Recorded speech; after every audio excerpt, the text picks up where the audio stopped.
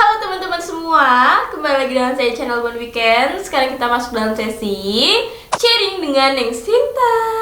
Oke teman-teman, di dalam video kali ini saya ingin membahas tentang salah satu tes SKB, yaitu micro teaching. Biasanya micro teaching ini adalah salah satu jenis tes SKB untuk formasi dosen teman-teman. Jadi sebelum kita bahas lebih lanjut tentang apa itu micro teaching, jangan lupa buat support selalu Bon Weekend. Caranya klik like, tinggalkan komentar, serta subscribe. Jadi berdasarkan pengumuman yang dirilis oleh Kementerian Pendidikan dan Kebudayaan nomor 131557 garing A poin A3 garing KP garing 2019 tentang seleksi penerimaan calon pegawai negeri sipil atau CPNS Kementerian Pendidikan dan Kebudayaan tahun 2019 untuk formasi pendidikan tinggi.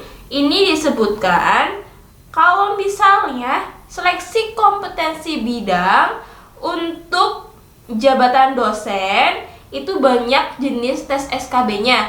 Nah, salah satunya ada poin F, itu praktik mengajar atau micro teaching dengan proporsi 20%. Jadi untuk kalian yang mendaftar formasi dosen pada Kemendikbud, kalian wajib banget tonton video ini sampai habis dan biar lebih tahu seperti apa sih gambaran dari micro teaching tersebut. Jadi sebelumnya saya ingin cerita dulu, pada formasi tahun 2018 dosen di perguruan tinggi ini seleksinya di bawah Kemendristek teman-teman. Jadi micro teachingnya di bawah seleksi penerimaan CPNS Kemendristek. Nah, karena ada perubahan dari organisasi, dari perguruan tinggi, sekarang merger ikut Kemendikbud, jadi seleksi penerimaan dosen sekarang di bawah Kemendikbud teman-teman gitu. Jadi micro teaching di sini adalah pengalaman-pengalaman peserta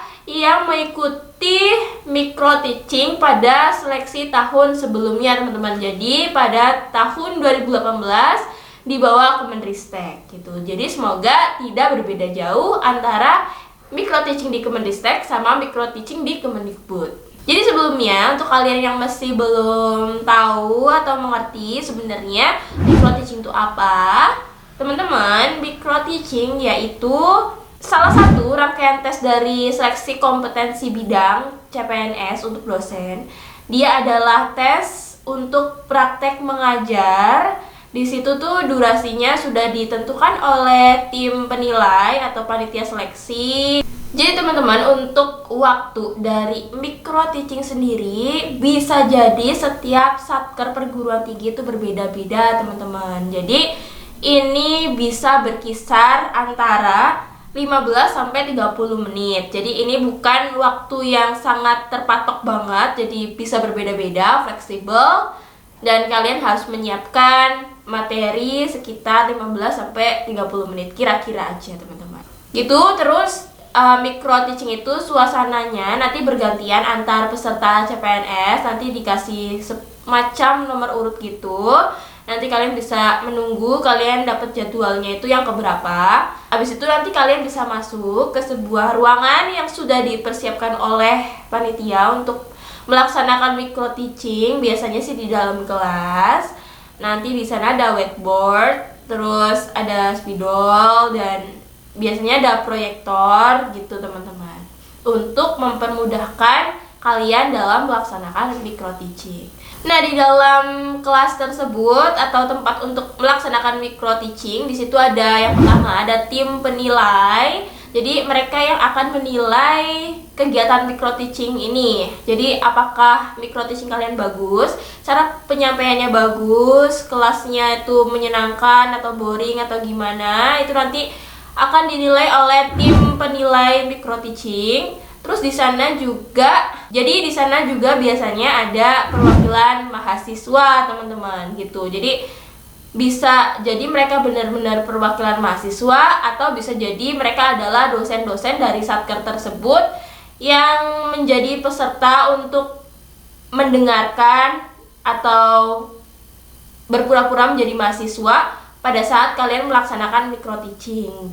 Terus kalian bisa mengamati yang menjadi peserta itu benar-benar mahasiswa atau dosen gitu teman-teman. Kalian bisa mengamatinya pada saat kalian melaksanakan micro teaching. Sebenarnya itu nggak menjadi masalah sih gitu. Jadi micro teaching ini gimana caranya kalian tuh seperti praktek mengajar di dalam kelas nantinya kalau misalnya kalian sudah menjadi dosen. Nah, mungkin kalian banyak yang bertanya, sebenarnya apa sih yang perlu dipersiapkan untuk menghadapi micro teaching ini? Jadi yang pertama yang perlu dipersiapkan ini adalah materi bahan ajar, teman-teman. Kalian bisa menyiapkan materi bahan ajar. Maksudnya menyiapkan itu kalian bisa belajar dulu ilmu-ilmu atau yang sesuai dengan keilmuan kalian, materi-materi yang sesuai dengan keilmuan kalian, atau kalian sudah menyusun sebuah bahan ajar untuk kalian sampaikan di micro teaching. Terus ada RPS. RPS ini adalah rencana pembelajaran semester gitu. Kalian coba susun RPS apa sih yang nantinya akan bisa kalian terapkan jika kalian diterima pada Satker PTN tersebut. Terus sama SAP atau Satuan Acara Perkuliahan. Kalian bisa siapin dulu sebelum kalian hari H micro teaching. Siapa tahu nanti dari tim penilai micro teaching menanyakan hal tersebut, teman-teman. Jadi lebih baik sedia payung sebelum hujan gitu.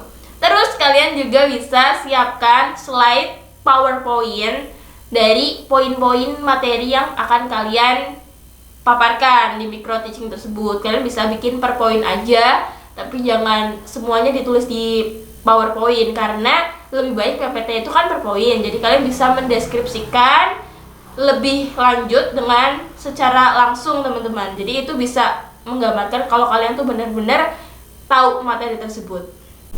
Nah, permasalahannya pada micro teaching ini adalah materi bahan ajarnya. Jadi tiap Satker PTN bisa berbeda-beda kebijakannya, teman-teman.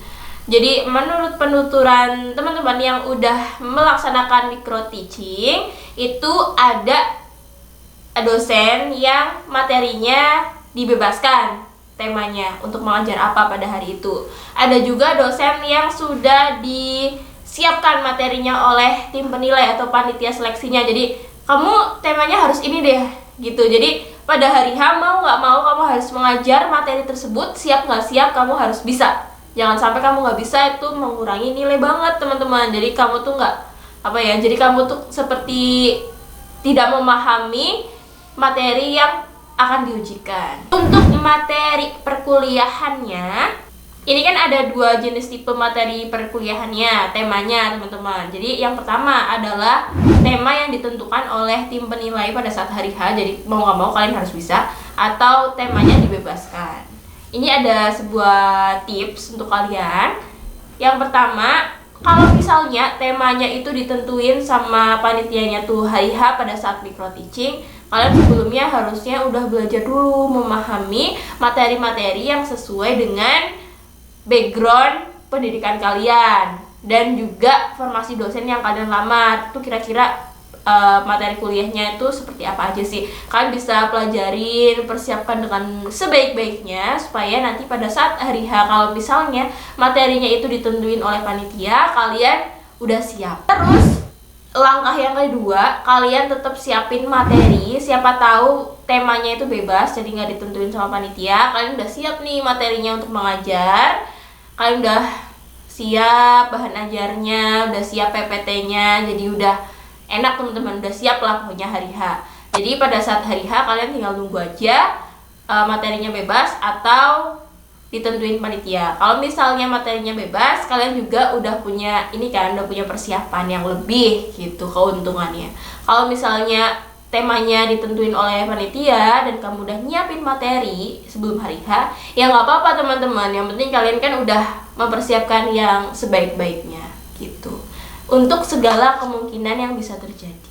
Tips selanjutnya untuk materi, kalian harus menyiapkan materi yang original atau orisinal banget. Jangan sampai kalian cari-cari di Google, cari-cari di internet, kalian download PPT-nya terus kalian bawa untuk micro teaching. Jangan sampai kayak gitu, teman-teman. Siapa tahu nanti ketahuan gitu. Jadi lebih baik kalian menyusunnya sendiri biar lebih orisinil, lebih berbobot dan lebih berkualitas gitu. Terus ini pada saat micro teaching berjalan itu kan nanti ada yang menjadi mahasiswa, baik mahasiswa beneran atau dosen yang berperan menjadi mahasiswa. Itu lebih baik pada saat micro teaching kalian bisa menguasai ruangan tersebut, maksudnya menguasai pembelajaran pada ruangan tersebut. Kalian juga harus melibatkan mereka secara aktif, misalnya menanyakan mereka sudah paham atau belum. Bisa juga kalian memberikan waktu untuk mereka bertanya dan lain-lain. Yang penting kalian bisa ada komunikasi dua arah antara dosen dengan mahasiswanya, teman-teman. Jangan sampai kelasnya itu garing banget. Oke teman-teman, sekian dulu kita bahas-bahas tentang micro teachingnya. Semoga bisa menambah wawasan kalian yang akan melewati micro teaching buat jadi dosen gitu teman-teman. Semoga kalian bisa micro teachingnya nilainya bagus sehingga bisa mendongkrak nilai SKB kalian. Pokoknya kan SKB kalian itu banyak banget komponennya. Jangan sampai kalian menyepelekan salah satu dari komponen tes SKB kalian. Pokoknya dimaksimalin semuanya aja. Intinya biar nilai SKB kalian tuh bagus teman-teman gitu. Oke, semoga kalian yang nonton video ini bisa lolos SKD, masuk perankingan ke SKB dan bisa masuk ke pemberkasan teman-teman gitu. Amin ya rabbal alamin. Oke, sebelum kita akhiri jangan lupa buat support selalu Bon Weekends. Caranya klik like, tinggalkan komentar, serta subscribe.